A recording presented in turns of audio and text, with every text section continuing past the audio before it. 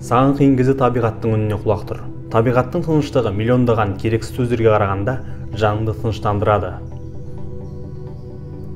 Егер сенің ту сыртыңнан түкірсе, демек сен алдыда келе жатырсың. Сен біреуді жек көрсең, демек сені жеңді. Бақыт ол сені түсінгенде, үлкен бақыт сені жақсы көргенде, шынайы бақыт сен жақсы көргенде. Сені біреу ренжіткісі келсе, онда біл, оның ішкі дүниесі сенікіне қарағанда астан-кестен болып жатыр. Өкпе ренішті ұмыт, жақсылықты ешқашан ұмытпа. Егер сіз ортаңыздағы ең ақылды адам болсаңыз, онда сіз өз ортаңызды таппадыңыз. Үнсіздік сізді сатып кетпейтін ең адал дос. Адам бір қателік жасап, оны қайта түзетпесе, екінші қателікке ұрынады. Қандай қарқынмен келе жатқаның маңызды емес, бастысы тоқтамау.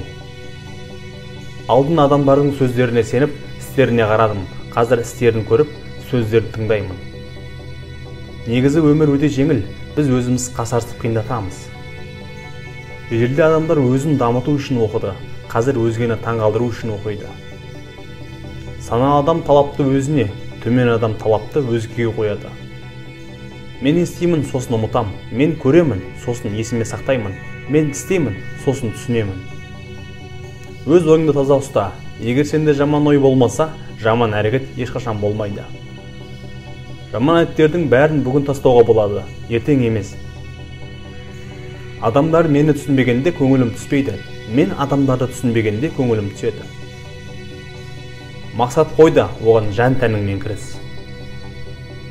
Соғысқа дайындықсыз адамды жіберу, оны сатып кеткенмен тең. Мен ерте дегенді білмеймін, мен тек кеш дегенді білемін. Сұлулық барлығында да бар, тек оны барлығы көре алмайды. Тәртіп бар елде, сөйлеуге де, әрекет етуге де қорықпа. Тәртіп жоқ елде, байқап сөйлеп, батыл әрекет ет. Оқ нысанаға тимегенде, мерген өзгені емес, өзінің кінәлайды.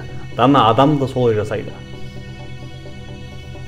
Қария адаммен сөйлесіп, оған жаңа нәрсе үйретсе, демек ол ұстаз болуға лайықты.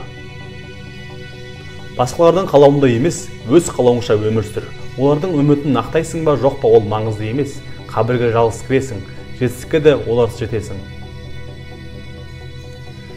Ол адамды ешқандай сәтсіздікке ұшырамаған адамды емес, құлап қайта тұрған адамды айтамыз. Саналы адам басқалармен сыйластықта өмір сүреді. Төмен адам өз сияқтыларды іздейді. Зұлым адамдардың қасында жүріп, сөзін ұғуың, бұл зұлымдықтың бастамасы. Ренжігіш адамның іші уға толы болады. Біреуге ор қазғың келсе, екеу қаз, біреу өзіңе.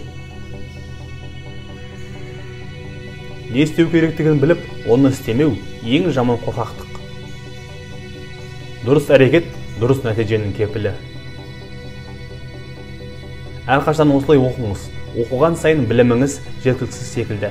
Сонда ғана біліміңізді жоғалтпаудан әр кезде ада боласыз. Суайт адамға қалай сенуге болады? Арбада трек иін болмаса, онымен қалай жүресіз?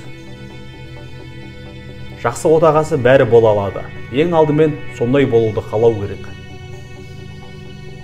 Сөз шынайы, әрекет шешуші болу керек. Саналы адам бірінші әрекет етіп, сосын сөйлейді. Зұлымдыққа шағымдану, оны арттыру, ал оған күлу, оны таслақан ету.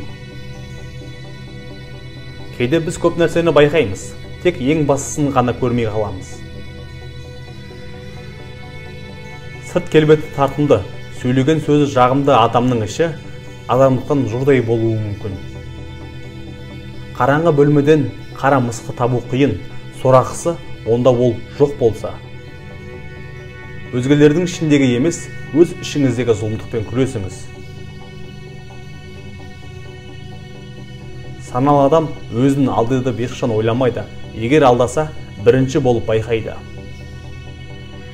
Адам көп себеппен ауырады. Бірі суық тиіп ауырса, бірі қайғымен, шаршаудан. Дана адам өз кемшілігінен ұялады, бірақ оны түзетуге ешқашан ұялмайды. Болашақтағы қиындыққа дайындалмаған адам жақын арада тағы қиындыққа душар болады. Осы үш нәрсе оралмайды. Сөз, уақыт, мүмкіндік. Сондықтан уақытты босқа құртпа. Сөзіңді түзе, мүмкіндікті жіберіп алма. Ұсақ-түйекке назар аудармау үлкен істі құртады. Жақсы күйеу, түзу, берік болады, бірақ қырсық болмайды. Тауды жылжытатын адам бірінші кішкентай тастан бастайды.